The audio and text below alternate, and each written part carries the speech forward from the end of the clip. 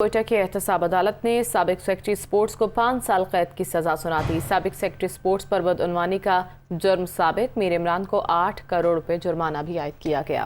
मीर इमरान साबिक दौर में वज़ीर आला के प्रिंसिपल सेक्रेटरी थे। तफसीलात जान लेते हैं, हमारी नुमाइंदा सादिया जहांगीर हमारे साथ मौजूद है। सादिया, अपडेट कीजिए।